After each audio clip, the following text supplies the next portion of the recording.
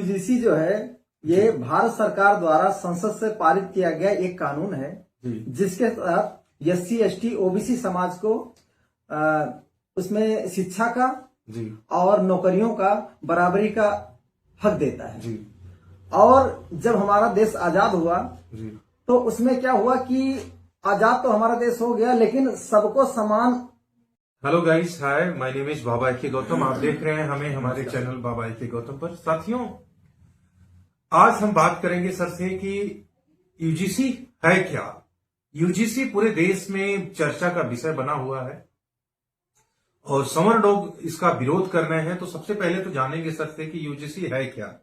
अवसर नहीं मिल पाया जिसमें ना तो उनको SC ST OBC समाज को ना तो उनको शिक्षा का अवसर मिल पाया ना तो उसमें नौकरियों का अवसर मिल पाया। तो इस नियम को देखते हुए ये क्या किया गया, 28 दिसंबर 1956 को यूजीसी कानून लागू किया गया था भारत सरकार द्वारा और ये संसद से पारित किया गया था।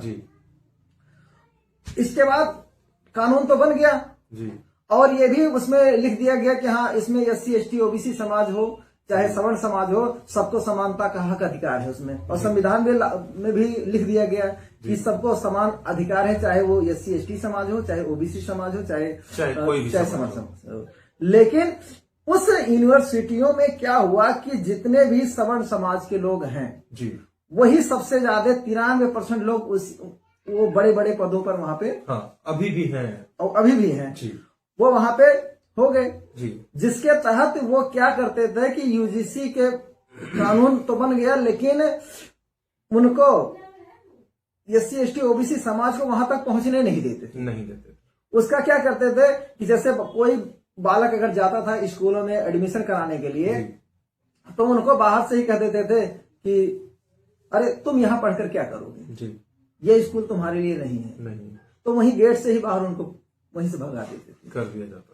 इसके बाद क्या करता था, अगर बाई चांस किसी कारणवश किसी तरीके से वो अंदर घुस भी जाता था तो उसे कहते थे कि अभी वो प्रवेश या उसका मतलब निलंबित कर देते, कोई ना कोई बहाना। मतलब कि अभी एडमिशन चालू नहीं है, ये बहाना करके चालू कर देते। जबकि एडमिशन चालू होता था इसके बावजूद भी बहाना बना देते थे और एडमिशन नहीं। अगर वो किसी तरीके से कहीं से जानकारी लेकर के, क्योंकि उस टाइम ऑफलाइन व्यवस्था होती थी, अब तो ऑनलाइन व्यवस्था हो गई है, लेकिन उस टाइम क्या होता था कि ऑफलाइन व्यवस्था थी। अगर किसी तरीके से उनको अगर जानकारी हो जाती थी कि नहीं वो चालू है, प्रवेश चालू है, एडमिशन चालू है, और वो फॉर्म फिल करके अगर वहां जमा भी कर देता था तो उस फॉर्म को क्या करते थे, वहां के जो बड़े बड़े पद पे बैठे हुए लोग कर्मचारी होते थे, उस फॉर्म को SC ST OBC समाज के फॉर्म को नीचे दबा देते थे और वो जब तक एडमिशन बंद नहीं हो जाता था तब तक उसको ओपन नहीं करते थे। इसके बाद किसी कारणवश अगर मान लो उनका एडमिशन हो भी गया तो वो क्या करते थे, स्कूलों में जब बच्चे जाते थे पढ़ने के लिए, SC ST OBC समाज के बच्चे जब जाते थे तो सवर्ण समाज को अलग और SC ST OBC समाज को अलग बैठाते थे उसी टाइम से। और उनका एक ग्रुप बन जाता था कि ये सवर्ण समाज के हैं और ये SC ST OBC समाज के हैं, तो उनके साथ भेदभाव होता था। अगर मान लो ये भी हुआ, इसके बाद क्या होता था कि अगर जब वहां पे कोई मीटिंग होती थी या कोई कार्यक्रम होता था तो SC ST OBC समाज को वहां पे बुलाया नहीं जाता था, वहां पे केवल सवर्ण समाज को बुलाया जाता था। इस तरीके से ये मतलब इस तरह का भेदभाव होता था। तो बहुत अच्छा सर आपने बताया, क्योंकि अभी तक हमारे SC ST OBC समाज को कुछ पता ही नहीं है कि यूजीसी क्या है। आपने बहुत अच्छे से समझाया लोगों को। तो आज हम बात कर रहे हैं यूजीसी पे। बुलाया नहीं जाता था अगर बुला भी लिया जाता था तो भी उनके साथ वे भेदभाव किया जाता था। तो उस चीज को, उस नियम कानून को देख करके क्या किया गया तब से लेकर के और अब तक हमारा देश आजाद हुए करीब 75-78 साल हो गए, 77 साल हो गए, उसमें जरा सा भी कोई भी सुधार नहीं आया। SC ST OBC समाज के लिए कोई भी सुधार नहीं आया। आज भी क्या है कि 93% OBC 93% सवर्ण समाज आज भी बड़े पदों पर बैठे हुए हैं। और एडमिशन में भी देख लीजिए तो आप आंकड़ा उठा के अगर देखेंगे तो जो हमारा SC समाज है, SC समाज का 15% आरक्षण है और उसको 6.9% का उसमें भागीदारी है। जबकि होना चाहिए 15%। जी 15%। और एससी का एसटी का जो है वो है 7.5%। जी। और जबकि इस टाइम है कितना 1.5 है और 7.5% उनका भागीदारी होना चाहिए जी। 7.5 में उनको 1.5% ही लोग वहां तक पहुंचे हैं। वहां तक पहुंचे हैं, बाकी सब समान है उसमें, बाकी सारे समान है। और एससी समाज जो है उनका 15% भागीदारी होना चाहिए, जबकि वो पहुंचे हैं 6.9%। 6.9%। और वहीं देखिए ओबीसी समाज जो है, ओबीसी समाज का 4.1% क्या है कि वहां तक पहुंचे हैं, जबकि उनका भागीदारी होना चाहिए 27%। 27%। सबसे ज्यादा इनका होना चाहिए। लेकिन इसमें क्या है कि जो एससी समाज है आज के डेट में तब भी जागरूक हो चुका है, इसीलिए 6.9% भागीदारी उनकी हो चुकी है, जबकि उनका परसेंटेज है क्या 15%। और वहीं देखिए ओबीसी समाज जो है इनका एससी का है 6.9% और ओबीसी का 4.1%, जबकि उनके 27% है। अब ये देखिए ओबीसी समाज कितना पीछे है। अच्छा, ये आरक्षण का मतलब क्या होता है सर? आरक्षण का मतलब होता है कि जैसे मान लो अब यही तो हुआ कि 15% जो है ये वो है सवर्ण है, ब्राह्मण, जैसे मान लो आपके वैश्य और क्षत्रिय और ब्राह्मण, ये तीनों मिलाकर के 15% है। जनरल, जिसको जनरल में आते हैं, सवर्ण में आते हैं, वो 15% है। जबकि और एससी एसटी ओबीसी मिलाकर के ये 85%। अगर आरक्षण के तहत अगर देखा जाए, अगर एक हिसाब से अगर देखा जाए तो 85%, जैसे 100 नौकरी निकलती है तो 100 नौकरी में 85 नौकरियां तो एससी एसटी ओबीसी समाज की निकलनी चाहिए, मगर निकलती है नहीं। निकलती क्या, जो उन्हें आरक्षण दिया गया वही नहीं निकलती तो 85% कहां से निकलेगी? और वहीं देखिए सवर्ण जो है वो 15% है, 15%, और 15% मिल करके ये 93% वहां पे नौकरी कर रहे हैं और वो उसमें भागीदारी ले रहे हैं। जबकि इसका उल्टा हो रहा है, 85% को मिल रहा है कितना, मुश्किल से ज्यादा ये 617 और 11% केवल उनको भागीदारी मिल रही है और उनको पद मिल रहे हैं, उनको एडमिशन मिल रहे हैं। और जो 15% है उनको 93% मिल रहा है। एकदम उल्टा हो रहा है।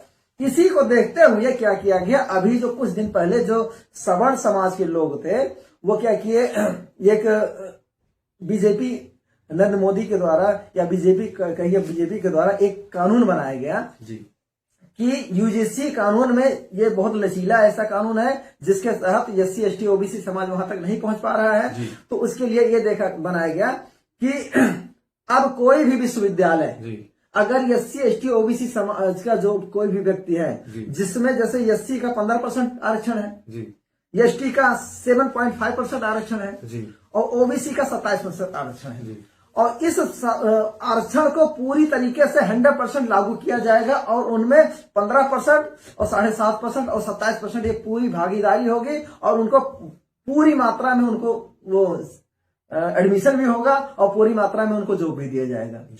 और जो स्कूल, जो यूनिवर्सिटी ऐसी है कि अगर एससी एसटी ओबीसी समाज का एडमिशन नहीं करती है या उनमें प्रमोशन नहीं करती हैं तो उसके ऊपर एक्शन लिया जाएगा और जो इसमें पकड़ा जाएगा उसके ऊपर कार्रवाई होगी। तो उस चीज को देख करके सवर्ण समाज ने जब देखा कि अरे एससी एसटी ओबीसी समाज के लिए इस टाइप का अगर कानून लागू हो जाएगा तो क्या होगा कि हम लोगों के ऊपर ये कानूनी कार्रवाई होगी और हमें बंद किया जाएगा, हमारे ऊपर धाराएं लगेंगी और हमें जेल में डाला जाएगा। तो इस चक्कर में उन्होंने क्या किया, सवर्ण समाज ने क्या किया, इसका विरोध किए कि ये नियम गलत है और अगर ये कानून लागू होगा तो हमें इस तरीके से फंसा दिया जाएगा, ऐसे किया जाएगा। तो लेकिन ये विरोध कौन कर रहे हैं कि जो एससी एसटी ओबीसी समाज को अपने बराबर नहीं लाने देना चाहती, जिसके अंदर आज भी वही भेदभाव है और आज भी उनके माइंड में यही चलता है कि एससी एसटी ओबीसी समाज को कभी भी हम अपने बराबर नहीं आने देंगे। केवल वो लोग विरोध कर रहे हैं। सवर्ण में भी सब लोग विरोध नहीं कर रहे हैं। जो जिसके अंदर आज भी वही काला माइंड में चल रहा है कि नहीं, हम तो एससी एसटी ओबीसी SC है, ST है, OBC है, और हम सवर्ण है, हमारे बराबर वो ना आने पाए, जिसके माइंड में चल रहा वही इसका विरोध कर रहा है।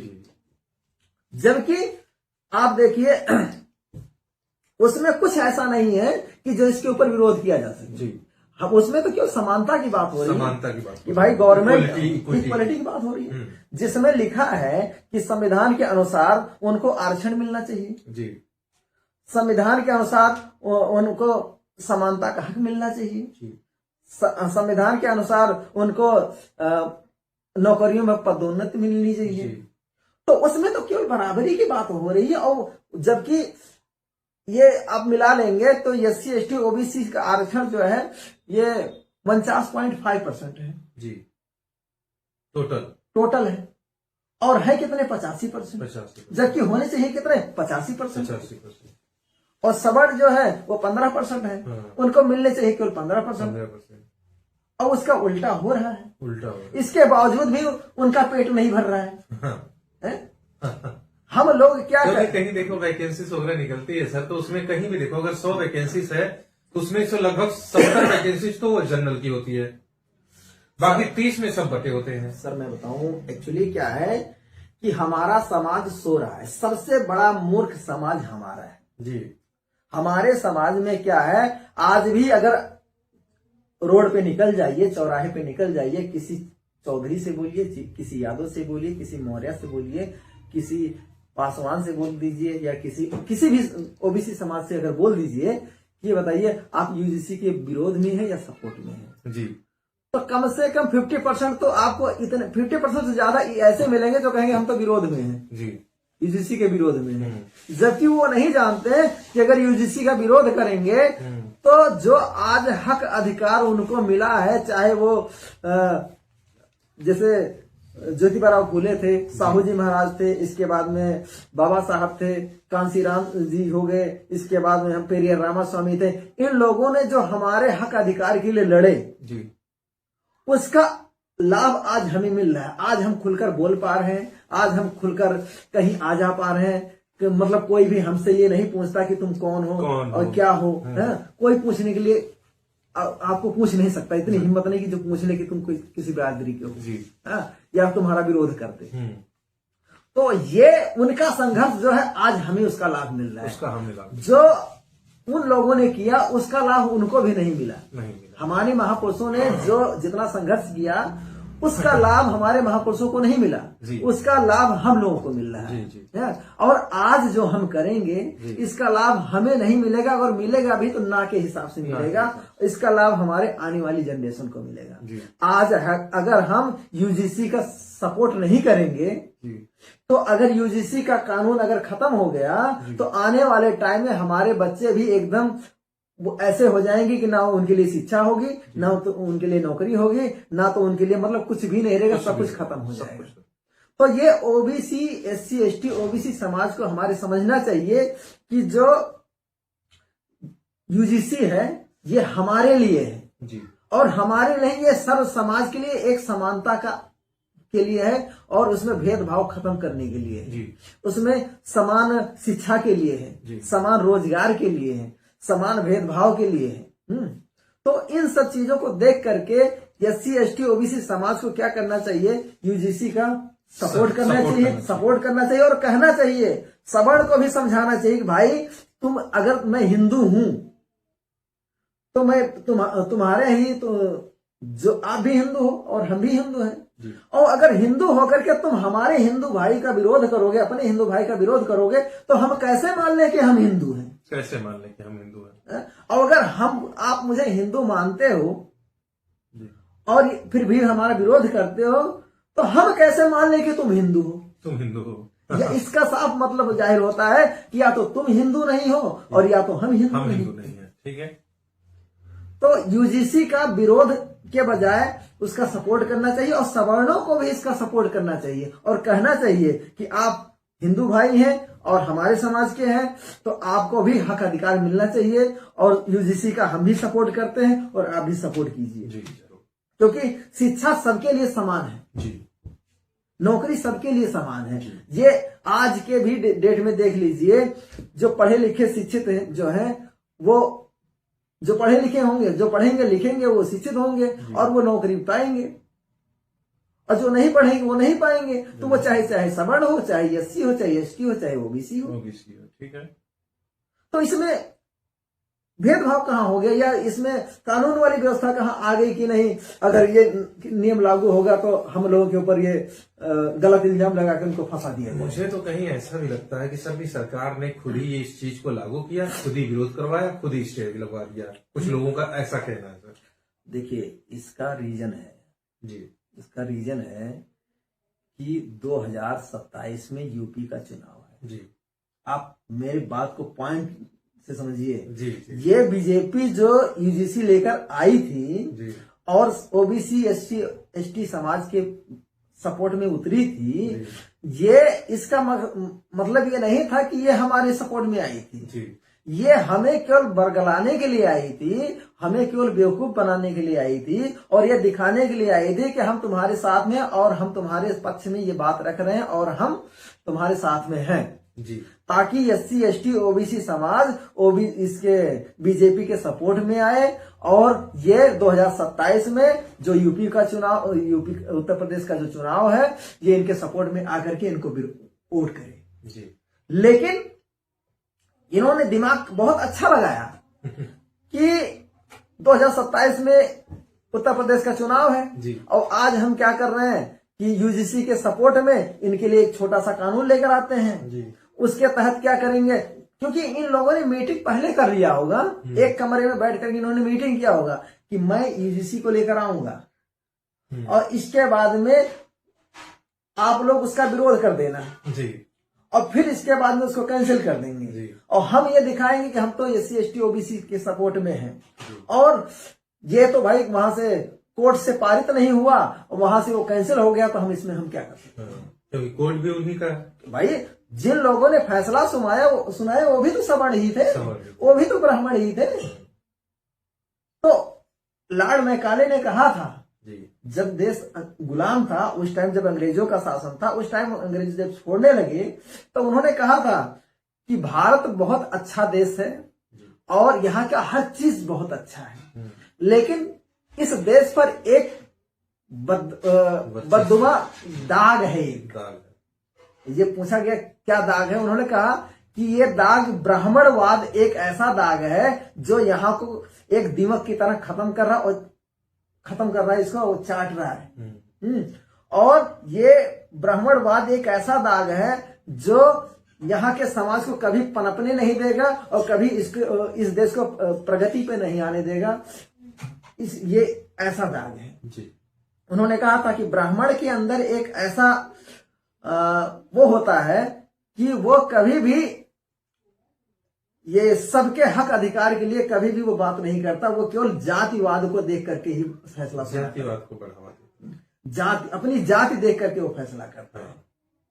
तो आप देख लीजिए अगर कहीं मैटर ब्राह्मण क्षत्रिय का आएगा तो वहां ब्राह्मण के पक्ष में फैसला देगा जी। और अगर इसका वैश्य और क्षत्रिय का मैटर आएगा तो क्षत्रिय के सपोर्ट में फैसला देगा जी। और अगर ओबीसी और वैश्य का मैटर आएगा तो ओबीसी के इसमें वैश्य के सपोर्ट में फैसला देगा जी। वो केवल जातिवाद का फैसला करता है।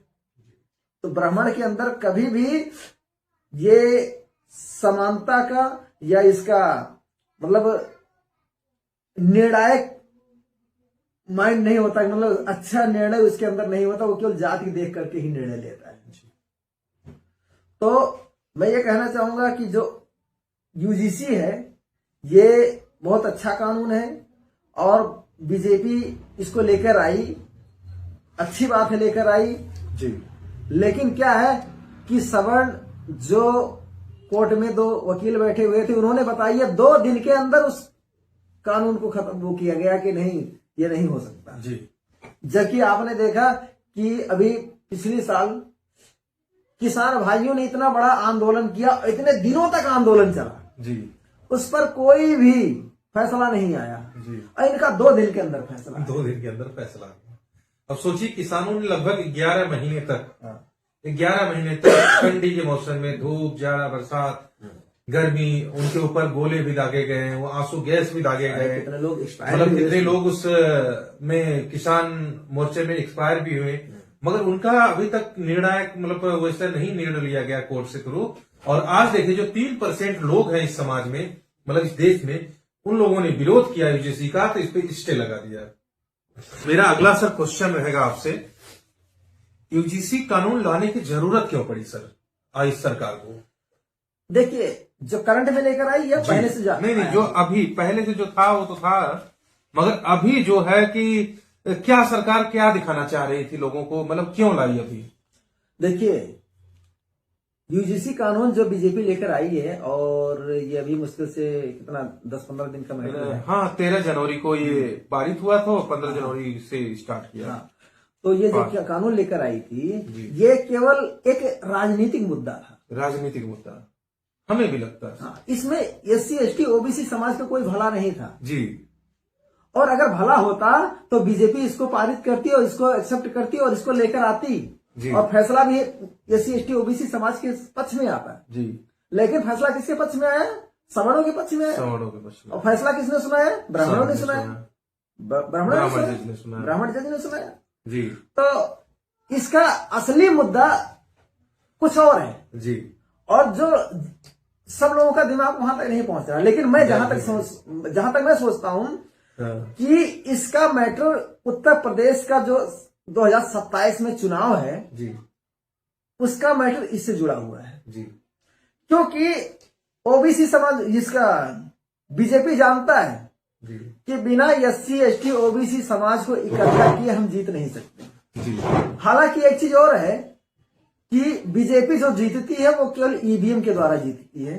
ऐसा आप कैसे कह सकते? ये मैं एकदम 101% एकदम सत्य बोल रहा हूं कि ईवीएम के द्वारा ही वो जीतती है जी। लेकिन उसको ये भी दिखाना है ना कि धरातल पे भी उसको दिखाना है ना कि पब्लिक हमारे पक्ष में है। क्योंकि अगर जो पब्लिक उसके पक्ष में नहीं रहेगी, पब्लिक उसके पक्ष में मेरे एक दोस्त है सर एनवाईसी, यानी मैं एक, तो इनसे सर आपका परिचय जानना चाहते हैं, इन्होंने मैसेज किया। मैं आपको परिचय बता देना चाहता हूं। सर एक बहुत बड़े सोशलिस्ट हैं और सामाजिक वर्कर हैं, और वैसे तो सर आईटी सेक्टर से हैं, मगर समाज के लिए बहुत ही जागरूक हैं और जानकारियां भी रखते हैं। हम आपके प्रोग्राम में भी जरूर सर को लेकर आएंगे और जरूर ये अपनी बातें रखें। काफी अच्छे वक्ता भी हैं, तो इसीलिए हमारे साथ आज जुड़े हैं सर। तो हमने सोचा लाइव भी आए, तो हमारा वीडियो भी बन रहा था, तो हमने सोचा कि लाइव भी चला दें, जो लोग जुड़े हैं उनको लाइव भी दिखाई दे। तो इसीलिए जरूर हम आपसे परिचय करवाएंगे वहां पर आके। 22 तारीख के आपके प्रोग्राम में जरूर हम लोग आएंगे। मगर सर का एक्सपीरियंस और तजुर्बा मुझे बहुत अच्छा लगा, और इसीलिए मैं सर को हमेशा अपने वीडियोस में लाता हूं, और सर को यहाँ से बहुत कुछ सर से सीखने को हमें मिलता है। सर अभी हमसे सीखते हैं। ऐसा नहीं कि सभी लोग इक्वल हैं। देखो, किसी न किसी मतलब सारी नॉलेज हर किसी एक इंसान में नहीं है।